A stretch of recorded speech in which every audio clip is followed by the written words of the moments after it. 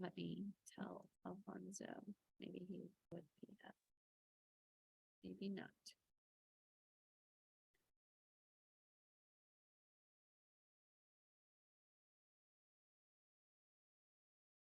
So for today, we're just gonna cover the chapters. I think I left off the compliance because, just it's only like 5 pages, and I felt like it's fine. I think you hit a lot of that in the Security Plus one. A lot of the last part is very much like Security Plus, and we'll talk about that. So we will go through the notes and the assignment. So let's download that. And then for your certification part of your assessment, right? Because I gave you the practice test. So do these tasks. And then for the certification pro here, what we'll do is we will keep this for now. I wanted to see your score because I want to see it populating the grade book. But I will link it to the extra credit category. So it will help lift whatever that you need if you need anything. The only thing after today is you need to do the practice exam. I did fix the setting, so it is 90 questions, 90 minutes. Before it was like 850 questions or 7 something in 90 minutes. So if you have tried it before, you have unlimited try on this one. Most of my students in 27, they did really well on the practice exam. So if you did well here, maybe you should try this one. So I wanted to see how well you do on this. And then I would just link it to a different category instead of the practical exam portion, which is 15%. We will have a final, so I will upload the final review and I will make a video this weekend. So you have it next week to study for the final. It's multiple choice. Most of the questions are going to come out of the assignments and the notes that we did. Okay. So, you are not required to come on next Wednesday. Monday is a holiday. We won't be available, for Memorial Day. So you can have a longer weekend. I'll be here Tuesday, Wednesday, Thursday. Friday, I am partially here. I think I'm here for a meeting and then I'm out, but I will work from home. So, okay. Let's talk about the last part of our class, which is a lot of this is review for you, I think, from Security Plus. So chapter 14 is about eradication and containment and recovery. It's following up with our incident response and forensic from the last 2 weeks. So the diagram that you see here is kind of depicting the phases that you would see in incident response process. So we spent a lot of time talking about preparation, and we also spent a lot of time on analysis and tools. So I think today we're going to touch on this and kind of talk a little bit about the post activity. So containment is a way that we can respond to an incident in such that you can stop it from spreading further. So a lot of times it is only reactive to what had happened. So when you are a first responder in security, if you're a specialist, that's usually the category that you operate under. You would either do containment or eradication. A lot of the times you contain. When we contain, we just stop it from impacting other systems. And so for the first question,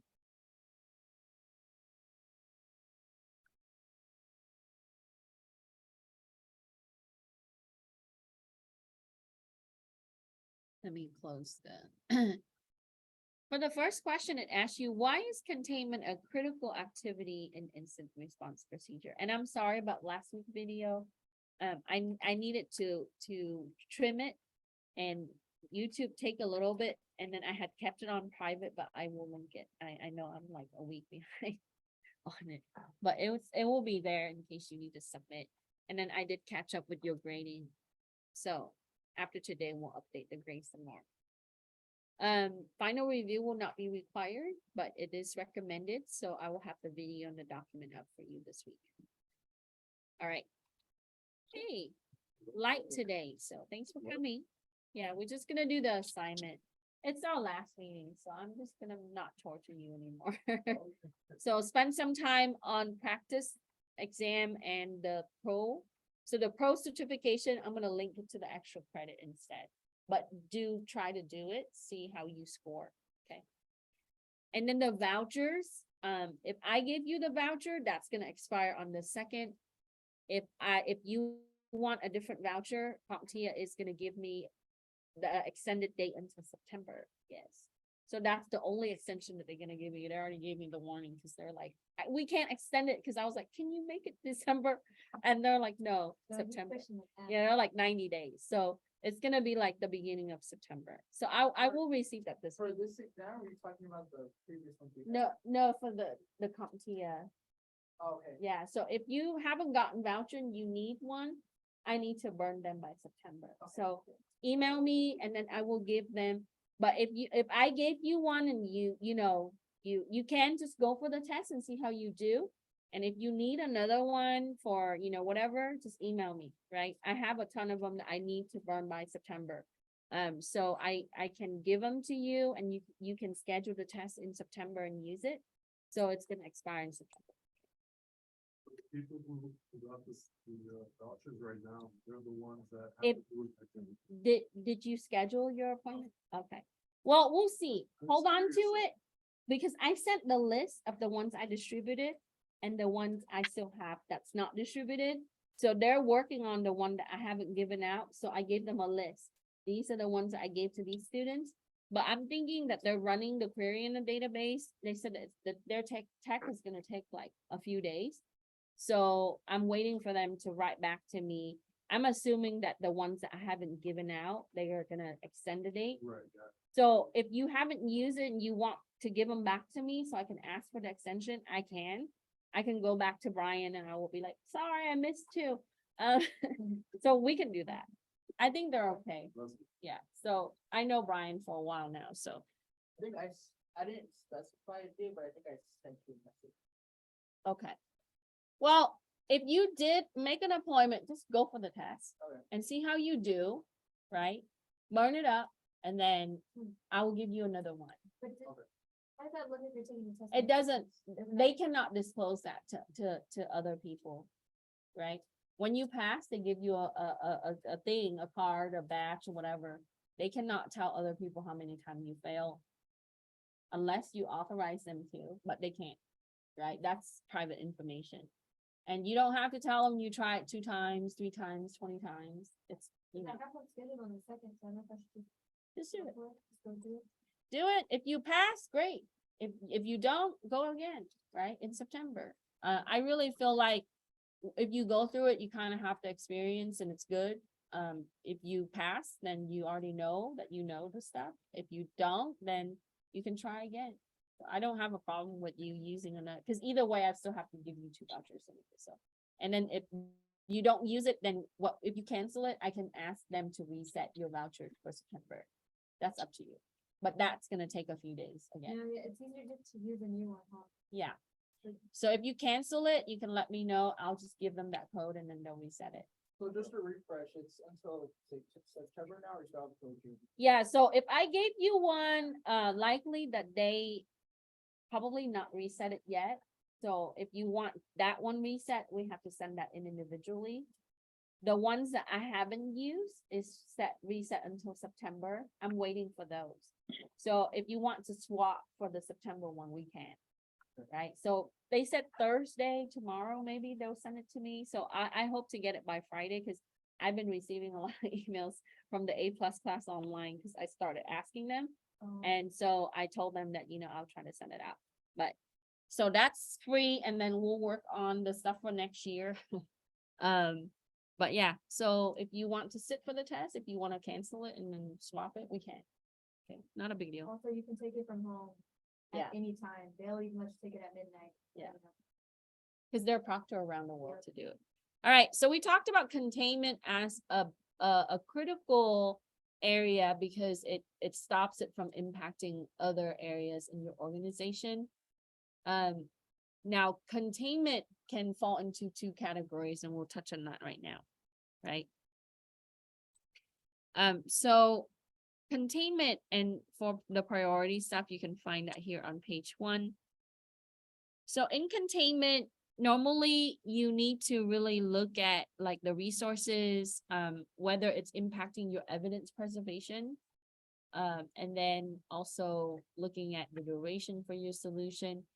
So in this diagram, you see that this is a segmentation. So containment includes segmentation and isolation. Just make sure that you remember that for certification.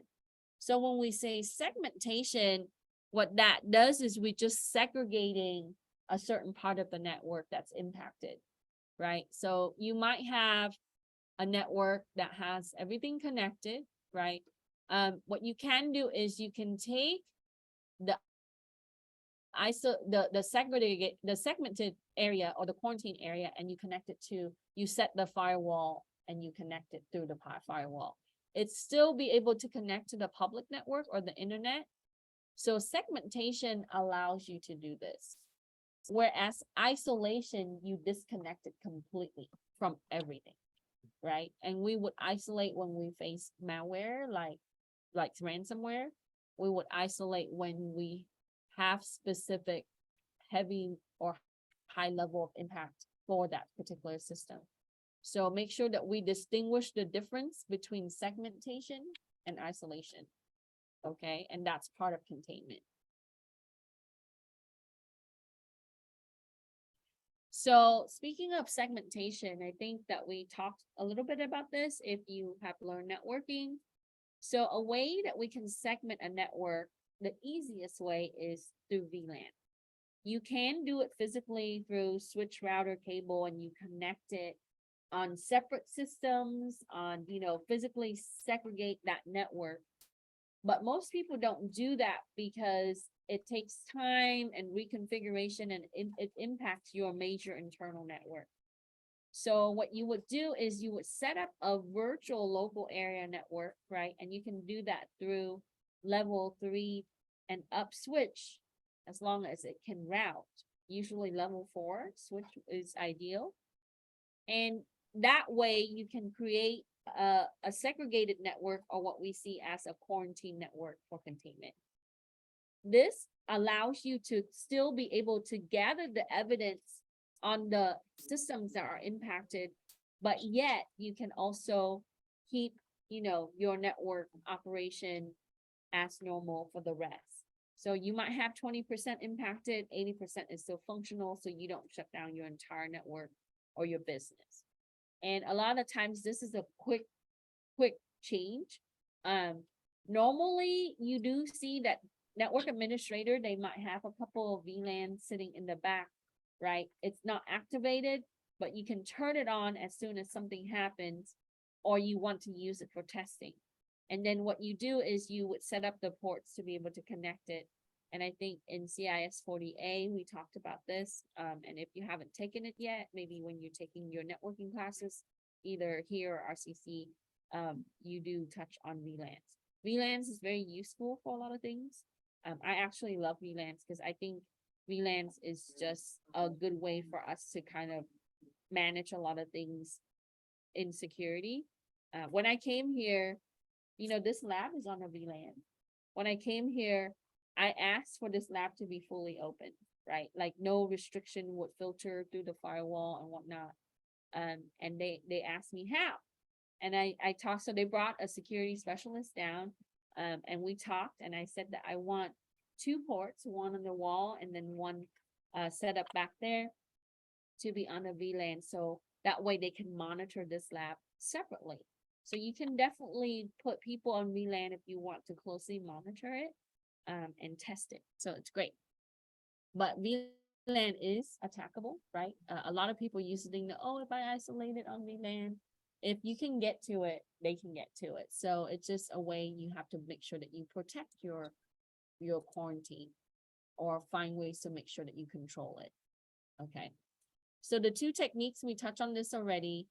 For isolation, it's completely keeping that system from connecting to other sources, right? That's really important that people used to think that like isolation is the same as segmentation. It's not. Isolating mean that you're not connecting to anything. You unplug. So, the most secure system is a not connected system, right? If you connect it, there's potential risk always. So for your affected system, you should isolate the system. But in the case that you're getting attacked, you should isolate the attacker. And in the text, it talks about, is it really worth it to really track down the attacker? I think a lot of people spend a lot of time trying to find the attacker. But I think the ideal solution is this, right? So if you're getting attacked, right, look at the target that they're attacking and isolate those systems. That's going to be stopping it from being further impact. And then if you want to pursue the attacker, if it's worth your time, then to pursue the attacker, because it's not easy to pursue the attacker. A lot of the times they already do the homework, right? They mask their IP, they mask their MAC, even though it footprints everywhere, right? They're going through, VPNs or even encrypted traffic. So it might take you a lot longer doing, finding the attacker and trying to isolate the attacker compared to isolate the affected system. So when I consult in the case when they're responding to an incident, I normally tell the IT team to do this first, no matter what. Right? A couple weeks ago, I actually got a call for that. Right? And we have to remediate it in 2 hours because they gave us a timeline. Like doctors were they're waiting to see their patients, and everything got pushed back. So, I don't think it's really, unless you have a lot of resources and people on hand, then do the other piece for the reporting purposes. And if you need to involve law enforcement, that can stretch on forever too. So, but you do need to report to the federal people if it's impacting privacy and other areas. If you have a lot of losses, right, you have to report to, different entity for compliance purposes. Okay. So another technique for containment is removal. This is the most effective. Okay. So what do I mean by removal, right? It's not just isolation. Isolation is part of it. You need to disconnect. But removal also means that you got to eradicate it. Like you got to take it off of your system. Now, in a lot of the example, you would see a lot of people tell me, because I talk to a lot of IT people when I do audit, they normally tell me that, oh, if we face an incident, what we do is we just reconfigure, right? We fix what was broken in our existing system. That's not what you do, right? So what you do is you recover. So removal means that you only temporarily also fix that problem if you just reconfigure and take it out of your system. So if we're dealing with malware, right? Malware usually just contain. You don't really delete the malware. Removal means that you delete the actual image that's already there. So if my desktop is impacted, I don't reuse that same image. I delete that image and I start building the image from the prior backup, or I create the image from scratch. So in the case that you deal with ransomware that wipes out everything, you have to rebuild everything from scratch, right? So when we delete the image and start all over again or start from recovery, that's actually removal. And that's the best practice, okay? Most IT people, the easiest is to reconfigure. Bless you. The problem with that is you don't know if they leave a back door, right? You don't know if there are other holes, because they're very smart. If they are in the system, they are in multiple ways, okay? Because people who are experienced in attacking, they're not going to enter only one way. They're going to make sure that they can re-enter. So what you have to do is you have to close it out by patching and by re-imaging. Image and then patch, right? And that also take resources and time. So any questions? Okay. So for this, you can refer to the notes, right? It touch about it touch on isolation and it talks about the differences there. And then there's removal. So here, it talks about how you can also use some of the toolkits. Some of the toolkits are available for you to really deal with like networks, hosts, different area like applications and so on. And then you have the industry, like documentation, NIST, guidelines, recommendations, practices. So there's best practices that you can follow. So you're not starting from scratch. Okay.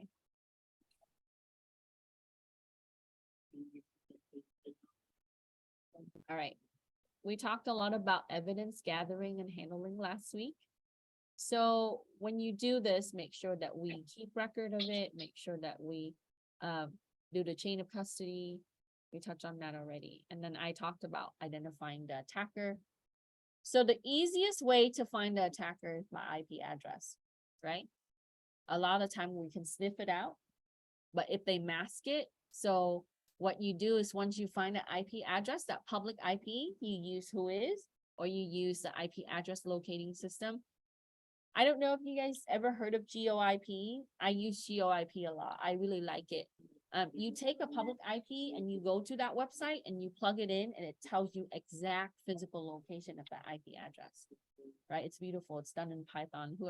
The people who created, like, I love them for life because it makes my job so easy, right? But if they mask it, if they go through servers to get to you, right? The IP is not actually physically there. It might be a server in Switzerland. And then, so a lot of our appliance system actually show like, where's that traffic coming from? China, Europe, etc. Because it's using GeoIP. That's a library, that's an application that uses the library to be able to do that. So you can use that. There are many tools in the industry now that you will be able to use, websites that you're able to use. When I did the CTE day, I did a little bit of this. So I took Google server address and then I map it and it shows like Los Angeles, the actual coordinates of it, right? Like the physical location where that data center is. It's almost dangerous. But yeah, so you can find out like who's hosting their stuff or, passing their traffic, and that's great. So for eradication, that's part of removal. Okay. The biggest area that we're going to focus on as analysts is going to find out the root cause, right? The root cause of your problem. So that's going to be very important. Okay. So for question 5, it says, what should be considered when pursuing the attacker? We touch on this, right? You should think about the business value in identifying the attacker versus containment, eradication, and recovery activities. So what does that mean? So if it's going to take me 18 hours to contain, eradicate, and recover compared to a week to find the attacker, I should go with containment, eradication, and recover, because you have to equate that out to the dollar, to the man, or the work hours that you put into making sure that your system is back where it was before, right? Recovery is about putting it back to how it was before the incident. So a lot of the security job these days talk about incident handling, and you're gonna get interview questions if you apply for those jobs. So they might give you scenario, but they might ask you, what do you decide between these two options? If you have an attack, right, and you see this traffic, is it really worth it to pursue the attacker? Okay. So you have to really decide, and I normally quantify things that makes my decision a lot easier, right? So if I do an approximate, if I take 36 hours to do this, then how much it is to the dollar compared to doing this, it would take me this many hours. All right, so the main purpose of eradication and incident handling is to remove any artifacts of the incident that may remain in the organization network. So assuming that the artifacts that we're dealing with is incident based, but it's not impacting, or it's not going to be used for litigation. we might not be able to remove this if there's legal hold, right? Or if it is an ongoing case. I normally archive these things separately. You can use encryption and other things to make sure that you control it in a test environment. Some company have requirement on how much their retention of data needs to be. And they document that, so it really depends on the industry that you deal with. Okay. But eradication is just mean removal, and removal that could also be removal of the systems that are impacted and their artifacts. So the critical element of implementing a secure recovery to correct control deficiency that's led to the original attack is to really look at the root cause of the attack. And sometimes that's a lot harder to find, right? If it was, then our job won't be worth too much. Then you won't hear these big cases like cryptocurrency being attacked. Like if they knew the root cause,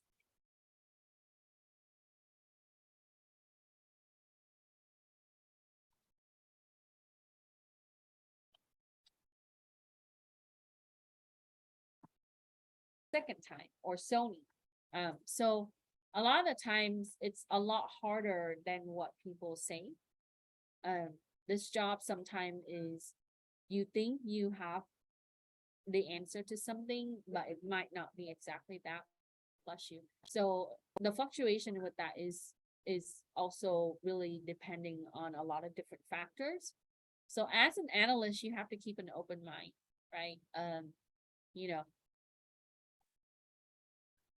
one case might be different than the other. Okay, so I touched on this a little bit before, but after you have gone through and remove or eradicate, and we'll talk about the procedures on some of the things, you need to really think about how you would recover. And recover require patching, configuring your firewalls, right? Updating malware signature, and then restoring services. Assuming that those are just, that those are just the foundation, right? We didn't really throw in some of the things that we can potentially improve, like training the people, making sure that, we are doing more monitoring with our logs in other area, but ultimately it's fixing what was broken and rebuilding from the broken pieces, which is gonna be, updates, a lot of it, especially on the application side. And then making sure that you are filtering and changing your appliances settings. And then updating your signatures and restoring your services.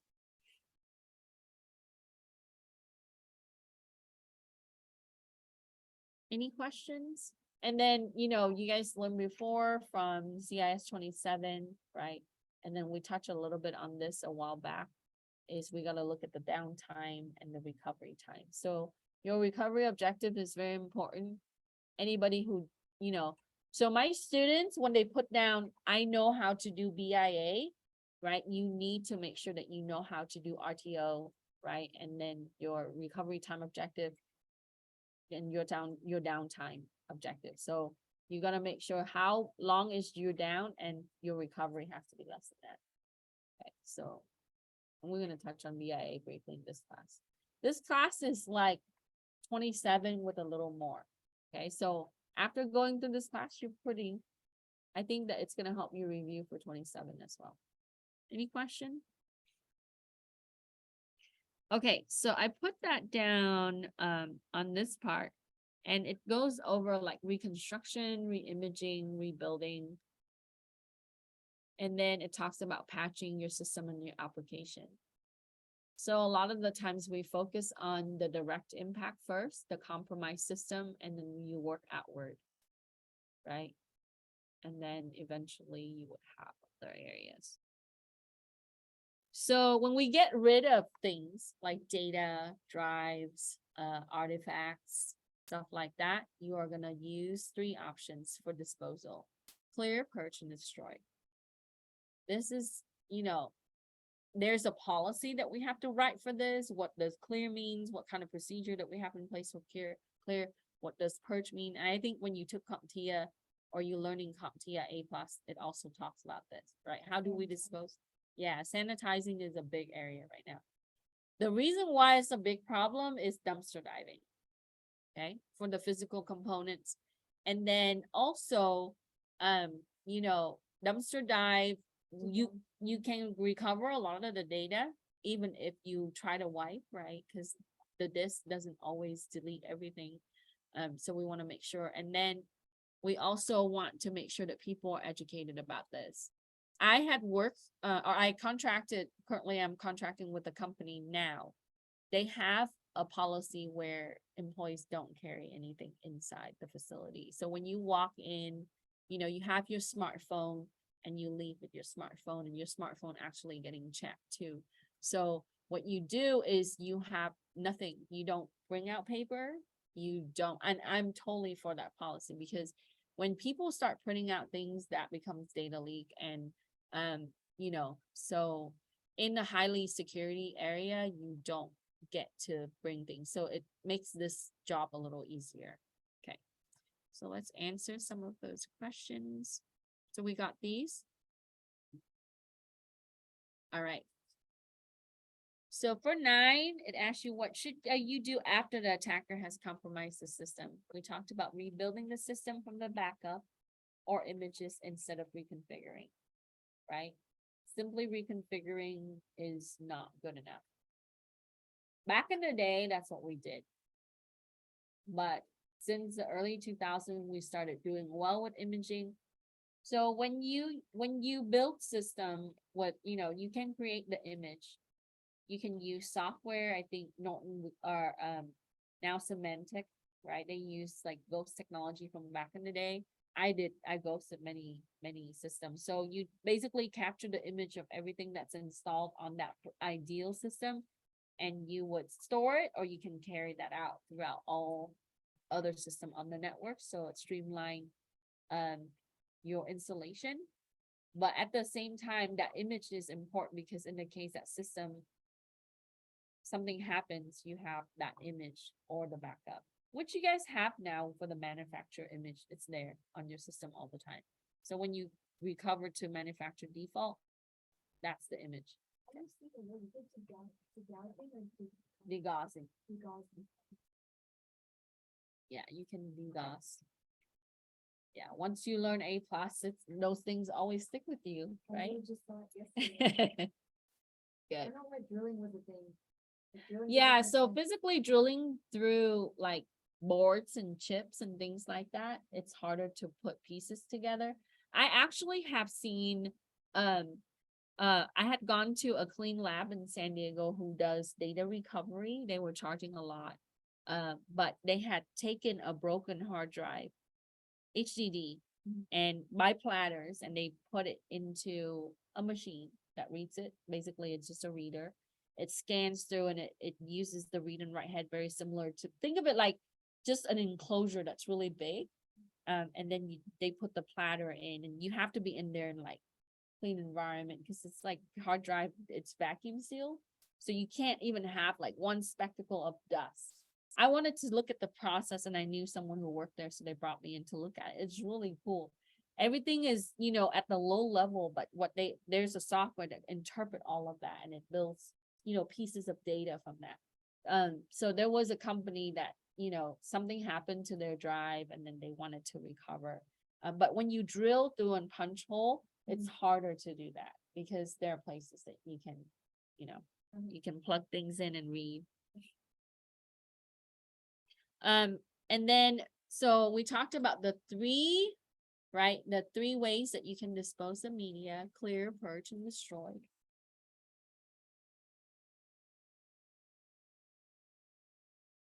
My student asked me the other day, right? Like, can you just magnetize it? Sure, you can. To destroy the data, because it's I think that like the easiest way to do it. Mhm. That goes into the decomposing, right? Like, Yeah. instead They of have a throwing machine away- for you to do that too. Yeah. When you take it to the e-cycling center, Mhm. they do a lot of the nicer ones. They have like one that they just put it through. I actually seen company that have machines that they drill hole through the drives or they magnetize them. The olden way of doing things in the 80s and 90s were microwave it, right? Yeah, but you will destroy the microwave, things will blow up, it might burn down your house, you know, you've seen it in the movies. Like if you watch The Hacker, you guys seen The Hacker? No. It's an oldie but a goodie, right? Like they show you how to crack password and you know, how to do like phone fracking, which is like, you know, just, and it's funny because I used to watch it all the time. That's a good one to watch. Swordfish is an older one to kind of watch. Okay. So the risk assessment that you will likely see is qualitative and quantitative analysis. I think we spent quite a bit of time also talking about qualitative and quantitative analysis. So when you qualify, you use levels like low, medium, high. A lot of people like that, right? I normally combine them. I like them both because when you use levels, it is a lot easier to kind of determine sometimes, like use categorical type of data. But you should also quantify those levels. Like what does low mean? Low means 0 to 3 or 2, and so on. So you should rank it with points. For me, when I build matrix, I like to quantify things because visibly I see things a little bit better in numbers, right? Percentage values. So it's definitely useful. So you can see. So down the line, there is going to be a data analytics class for cybersecurity. We are going to work on it this time. So that will be an elective option. And then for your machine learning or your big data class for Cal State San Bernardino, it's also coming. I think it might be spring or summer after that. It should be spring. 68A. And then or B, which letter? It didn't be in person, 60. If the math people teach it, it will be. So you said that? If a math faculty, Oh, it's we a have, math person. we have, do you know that math faculty, if they have their PhD in applied math, they learn programming and they learn all of that. Yeah, applied math is data science, basically, Okay. back in the day. But we have people here that have PhD in that area. Yeah. And you know, machine learning it's gonna have linear algebra. Data science is math heavy. It's like more than 60%. I want to say people say 50% math, but I think it's 60% or plus math, and then some programming. But you know, so for the people who like that both, a lot of statistic people they go into that. Analysts are statistic people. So you are expected to know statistic if you haven't done statistic. It's yeah, but it's always good to learn. All right, let's do the last one. This one. So a company has 2 incidents per month, impacting 2 desktops for each incident. Calculate the asset value, annualized rate occurrence, single loss expectancy, and annualized occurrence. Okay, so when you interview and you tell them that I know how to do risk analysis, right? You can give them an example like this. Okay, this is what we do realistically. Okay, so incident, you have 2 incident per month, right? So how many is that in a year? It's not in the. 24, right? So 2 incidents times 12 months. That's 24. Oops. Yeah. It's okay.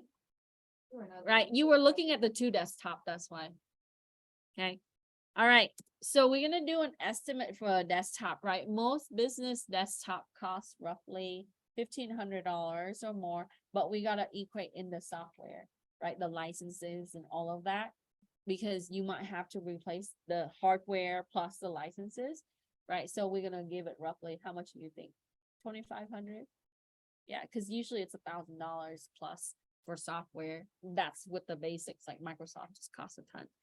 So your assets value per desktop, right?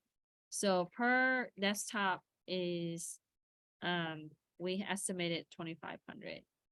So all you have to do is go back and look at your inventory list, right? All of the equipment, you have to put the dollar into it. So that's gonna be times 2. So that's 5,000 for the impacting assets.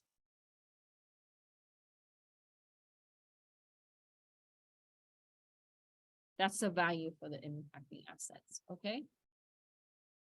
So your assets value always in numerical value, dollars mostly, right? Or anywhere else in the world is money. So your annualized occurrence rate, we already solved here. So this is your ARO.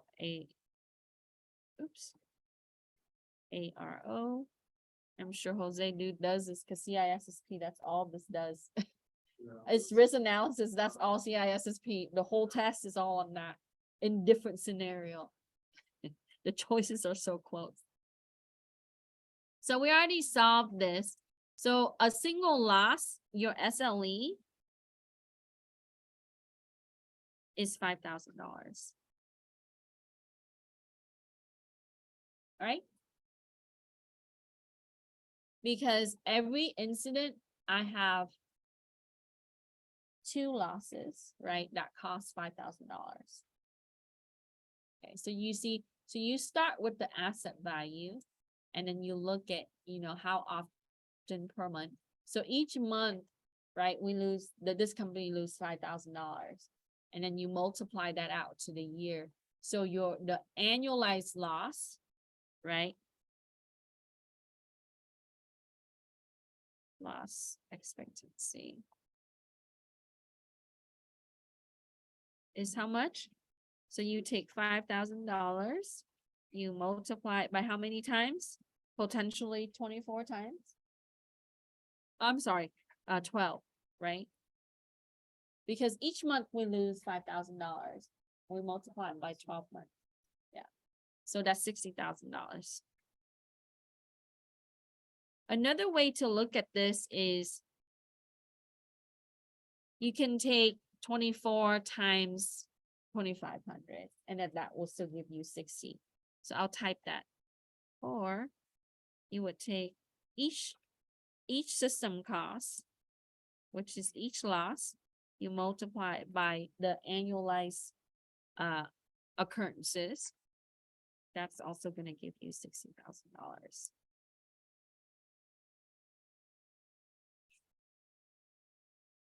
So it depends on the revenue of this company, right? So this is the business side that's going to kick in now, right? So if we're saying this is 2 out of, let's say 2,000 system, right? But their profit is going to be high. Come on in. Their profit is going to be super high. It might be like, this might be a small change for them, like just a tiny bit. But for a small size company or a medium sized company, this is a lot, right? Because even when you're looking at your growth, so what is $60,000 a year to your gross? So if your gross is only, let's say $200,000, that's a big fraction already. So you have to make up that loss somehow. So they have to buffer it. And then on top of that, we also have to have reserve backup systems. So if those 2 systems are wiped out, then we have to have, so the assets that's in existence has to be a lot higher. So we're expecting 2 loss. We have to replace those 2 loss on the fly, right? Also if you calculating the downtime, how much money are we losing in the downtime? So your loss is actually higher than $60,000. And that's usually the sell to the business, I always say. And so this is how much money that you're gonna lose if you don't do this. And then potentially that's the base. So it can go up higher. Okay, so Security Plus and this exam and CISSP and other security exam, you expect to know how to calculate this. They will ask you questions about ALE, ARO, SLE, and AB. So what I do is I take all of this, put it in an Excel spreadsheet or a table to kind of visibly see, and then you can lay it out for the year, the time, the location. And then you can include that into your report, your presentation. Any questions? Okay. So, for the text, the last chapter is on compliance. I can talk a little bit about it. I didn't put it on notes because it's like a few pages.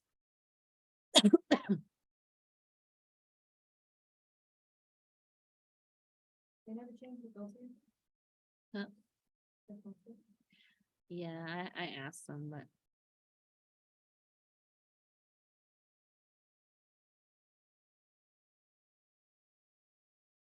Okay. So this is a little high level, but I want to talk a little bit about this so you can see. So we know the difference between standards and policy. You guys know the difference? So when they say that it's standardized, what does that mean? Universal, sort of, I'm sorry, say it again. universal, sort of. So uniformly accepted in the industry. Is it required? Not necessarily, right?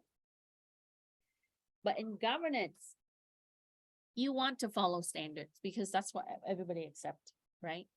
There are different standards in the United States compared to Europe. Oh, the AC kicks in and. All right. So I have to understand the difference between standards and procedures. So for procedures, those are processes or step-by-step things that you follow. Internally, you have to have this in a company. So when you're in IT or cybersecurity, if you tell people to eradicate something, you have to have procedure for it. So you might be hired to do a lot of this, write procedure, write policies. I had students that intern for company that they just wrote policies and procedure. That's their job, right? A lot of the times we fix things, but we want to update this. This is not one thing that you do and then it goes away. So, and sometimes compliance, they also require that you have documents of this. What about guidelines? What's guidelines? So when I tell you go and look at NIST, they have really great guidelines for you to follow. What does that mean? It's recommended, but not necessarily. Yeah.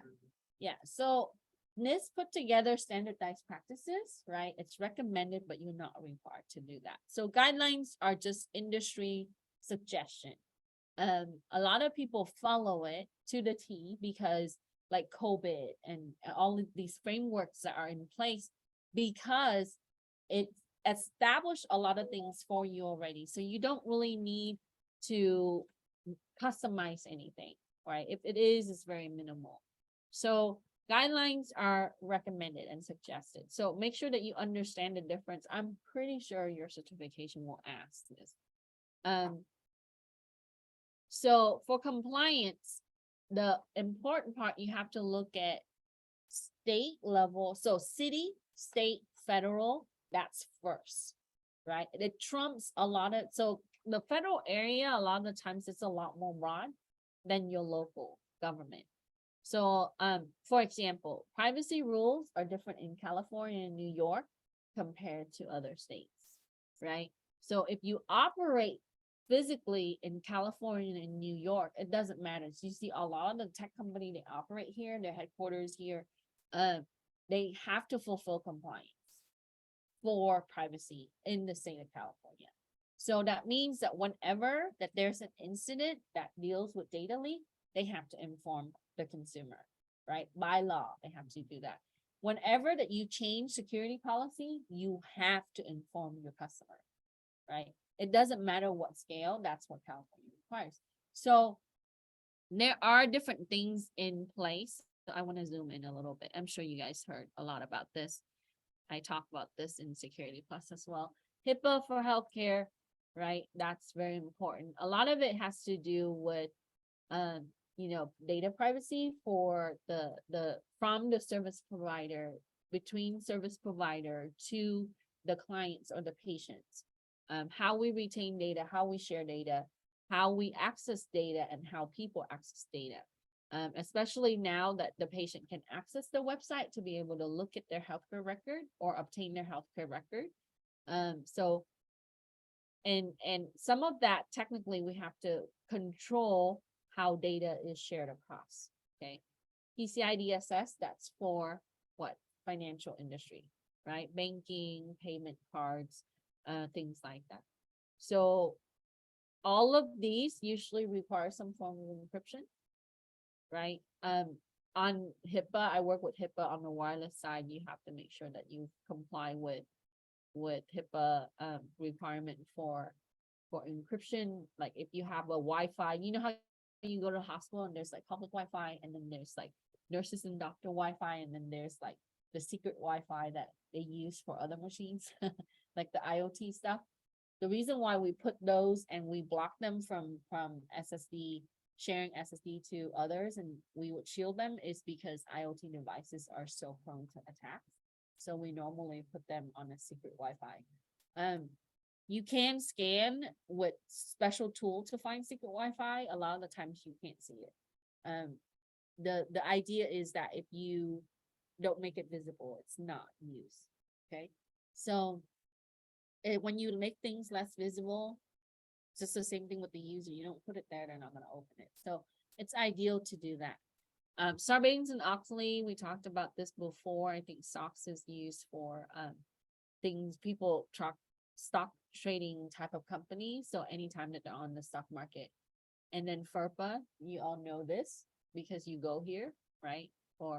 So because of FERPA, it's great because your parents or family member, ex-boyfriend, girlfriend call and can't get information. You don't know. I used to be a chair at another institution, and I would get calls from ex-girlfriend and boyfriend asking, oh, did so-and-so go to school today? Right? Because, maybe this person told this other person that they are going to school, but maybe they're here, they're not, right? So I would always say, I can't tell you this because of FERPA, right? And then, or sometime you can waive this right by signing, allowing people to find out. So when you work for the government, right, you sign a document and you disclose everything to them. From your internet service provider all the way to your employers, to your friends, 7 layers, right? Everybody that knows you, they can interview, even your neighbor, right? Your mailman, everybody, right? So, I'm sorry? Yeah, she came to see me, actually. So for the DOD, that's, so this person was going for the DOD contract. She came, she asked, right? So luckily I didn't delete all the emails, so I pull everything up. There was like 50 questions that they asked. I did not, like, I thought that there was like 10, right? But they do ask, they ask like, when did you hire this person? How did they perform? Who they are as a person? Will they go against the government? Just it goes into details like, is this person making appropriate ethical decisions? If you've been through clearance, you probably know, or the background check is like that too, right? So yeah. So the compliance, this is the general. Now, if you operate in Europe and other part of the world, they do have their own regulations and requirements. So you have to take a look at, and there are frameworks for that as well. Okay. So here, there's mentioning a framework, NIST.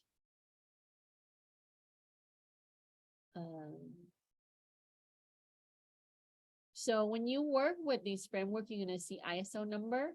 So when you look up IT framework or security framework, you're going to see a bunch of ISO numbers, right? Companies would sell you solutions that implemented these, but it actually already have a list and a checklist. So you can build it. So if someone asks you, oh, we want to implement this, can you look into it? Go to the documentation, go to the repository, they have everything laid out for you already. It'll tell you like what to do, what kind of policy you need. And there's template for policy, what kind of cryptography tool, what should you do with access control. So you just go down the list, and what you do is you put down the tasks that you need to accomplish. And if it's missing, you build it, right? So consultant like me, this is what we do. A lot of the times we come in and we fill in the gaps for security. So if they don't have, so they'll tell us like, oh, we're lacking this area. Like for example, I did the Wi-Fi stuff, because they have to meet HIPAA requirement, and you just go and address that. Okay. You don't always hack for a living, right? Sometimes it's kind of boring, like just write a bunch of documents. Sometimes it's fun. Sometimes it's relaxing, sometimes it's not. So COVID, I mentioned, my whole master degree was around frameworks. So this is actually the area that compliance and risk analysis were my comprehensive exam topics. So I know what to do that. Okay. But you know, if you're gonna go for management, this is, so ISACA has a bunch of certification as well. You can be an auditor, an IT auditor. You can also be other area.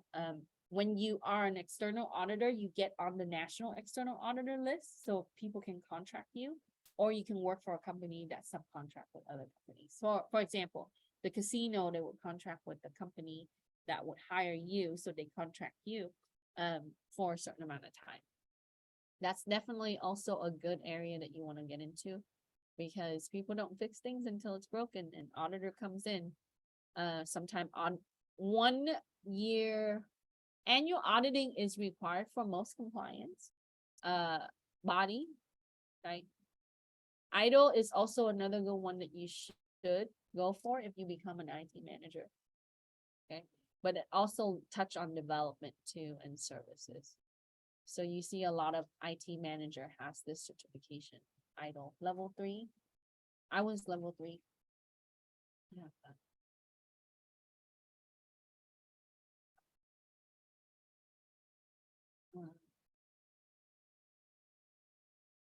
All right. So when you get an interview and they ask you, if you are asked to write a security policy tomorrow, how do you do it? So what's your answer? Where do you go to get security policy? So policies are rules, right, that you can implement. For example, rules on how to use system, rules on how to access, rules on how to maintain data or dispose data, like data classification, that's the policy. You name it, there's policy, right? Where do I go to build a policy? How do I build a policy? I've used this for ideas. Yeah, there's template. So just search for it. You can say, like, let's say we want to do acceptable use policy. You've seen this in CIS27, right? Template. Now, not all the templates are great, right? You find some that they try to sell it to you, but NIST does have some, SANS have some. You can look at examples. So policy should have scope. So your scope of policy. So my scope for data classification is just that. How to retain data, right? How to maintain data, how to dispose data, and the classes of data. So you state that in your scope. So the templates is gonna give you, it's gonna give you like a foundation of what a policy look like. So in the body of the policy, it's a document. It's gonna, you just basically state the rule. What do you do and what you don't, right? And then I always tell my students, it's always important in your policy to state the consequences of violating policy, right? A lot of the times the template don't have that. So you have to state, like, if they're violating the first level, right, it's a warning, second level, it's a second warning, third level dismissal, right? And so whatever that you do in IT, you would have the policy. So let me see. Yeah, so there's a lot of like different resources online. You can also take a look at example. I think the Michigan State one, it's been around for a while. Let me see if it's good. Yeah, so this is a sample. Let me move my, so you have an overview, you have a purpose, a scope, right? And then you put the policy. This is, you know, what you own, how you use, proprietary information. Sometimes this stuff is on their website. If you go to a certain website, they'll state, like a lot of schools, they do that. They'll tell you, this is our policy for using our system. If you violate it, you just automatically get dismissed. So it'll look like this. So you are gonna write policy at one way or another. I don't doubt it. You will, right? So here, see, annotate. So violation, when I teach like graduate students, this is what a lot of the time they do. They build out like management documents and stuff like that, so. Okay, so take a look at some of the policy. You can write one and put it in your portfolio. That's also a good sale. Many companies, they talk to us and they're like, oh, does your student, they know how to write policy and procedure? Because most technical people, they don't like to write. And if you like to do it, that's a plus. It's an easy job. So They're like on ChatGPT, like right me. I'm sure you can tell it to do it now. I was just talking to one of my faculty, or my colleague earlier. And she was saying that her sister teaches English. And the kids are turning in papers that are written by ChatGPT because it quoted something that's not from the book. That's so funny. And I was like, see, I keep telling people that ChatGPT is overinflated. It is. It is about like 70-something% accurate, so. You can kind of tell on just